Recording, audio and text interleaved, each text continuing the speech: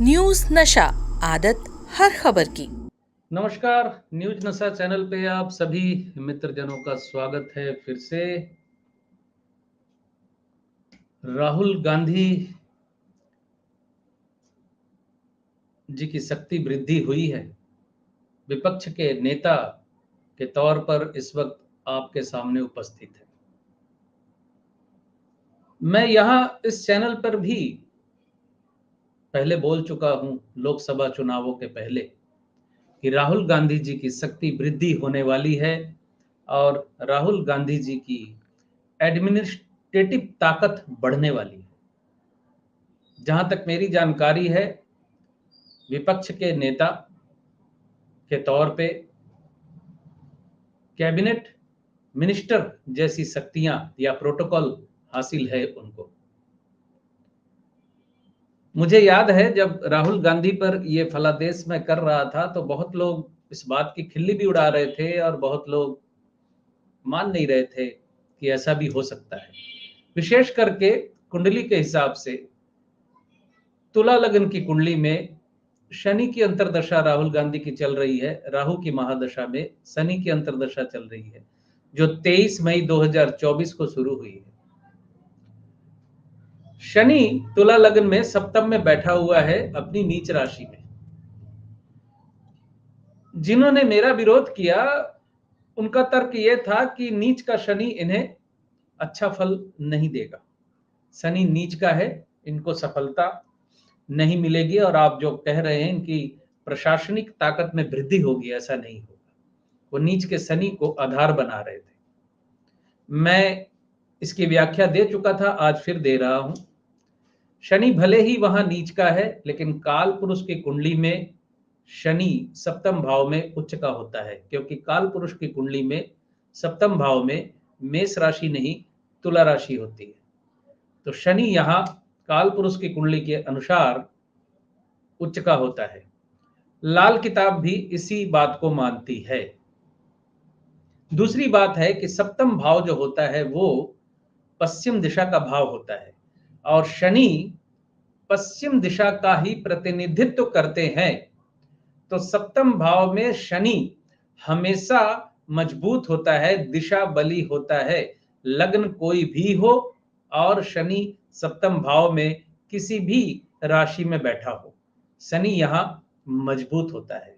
और ऊपर से जो मुख्य व्याख्या मैंने दी थी कि दसम भाव और एकादश भाव का संबंध सत्ता से जुड़ने के लिए जरूरी होता है। तो शनि की जो अंतरदशा राहुल गांधी जी की चल रही है, ये शनि भरनी नक्षत्र में है। भरनी नक्षत्र का लॉर्ड शुक्र होता है। तुला लग्न में शुक्र लग्नेश है और अष्टमेश है, और शुक्र दसम भाव में बैठा हुआ है राहुल गांधी जी की। तो शुक्र की कनेक्टिविटी दसम भाव से होने की वजह से और शनि का शुक्र के नक्षत्र में होने की वजह से शनि की अंतरदशा में राहुल गांधी जी प्रशासनिक तौर पे न सिर्फ शक्तिशाली हुए, शनि क्योंकि मैच्योरिटी का कारक ग्रह है, ग्रहों की आयु की विवेचना जहां की जाती है, शनि को वहां वृद्धा अवस्था प्राप्त है।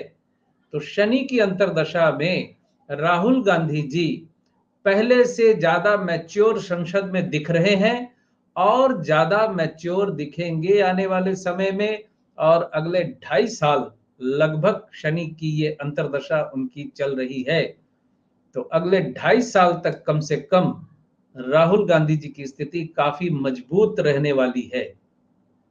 और आपको मैं ये भी बता दूं कि आने वाले समय में राहुल गांधी जी की शक्ति और वृद्धि होगी। डाउनफॉल इस वक्त उनका कोई होने वाला नहीं दिख रहा, क्योंकि राहु की महादशा है। राहु राजनीति का मुख्य कारक ग्रह होता है। राहु शतभिषा नक्षत्र में है और शतभिषा नक्षत्र जो होता है वो जातक को उन्नति देने वाला नक्षत्र होता है। शतभिषा नक्षत्र को शत तार का नक्षत्र कहते हैं और शतभिषा नक्षत्र कुंभ राशि में होने की वजह से कृषि से उसका संबंध जुड़ता है। शतभिषा नक्षत्र में जन्मे जातक यानी जिनकी कुंभ राशि है या किसी ऐसे ग्रह की अंतर्दशा या महादशा जो शतभिषा नक्षत्र में हो, ऐसा जातक समाज का बहुत भला करता है और समाज को कुछ देकर जाता है, समाज के लिए कुछ करने की इच्छा होती है उसकी। और कृषि से मुख्य संबंध कुंभ राशि का बना होता है और 100 तारों का समूह जिसे शत तारका नक्षत्र कहते हैं, शतभिषा नक्षत्र को, ये अपने आप में बहुत मायने रखता है। इसकी व्यापकता बहुत ज्यादा है, जो मैं आपको कहने की कोशिश कर रहा हूं। तो शनि की अंतर्दशा अभी 2.5 साल तक राहुल गांधी जी की स्थिति काफी मजबूत है और आने वाले समय में भी राहु की महादशा 2019 में शुरू हुई है उनकी, अभी 10-2-12 और 6-18 2036 तक लगभग राहु की महादशा है राहुल गांधी जी की। और प्रियंका गांधी जी की कुंडली की जो अंतर्दशा है, सूर्य का संबंध एकादशेष से बना हुआ, एकादश भाव से संबंध है। सूर्य चलित में छठे में है, कंपटीशन और प्रतियोगिता मूलक स्थिति तैयार करता है और ये सूर्य की महादशा प्रियंका गांधी को स्टैब्लिश करेगी राजनीति में। एकादश से संबंध मतलब लोकसभा, विधानसभा, राज्यसभा, इन जगहों से संबंध होता है। हाँ, प्रियंका गांधी जी की प्रशासनिक ताकत अभी राहुल गांधी जैसी नहीं बढ़ेगी, लेकिन प्रियंका गांधी जी का उत्थान भी इस सूर्य की महादशा में होना है।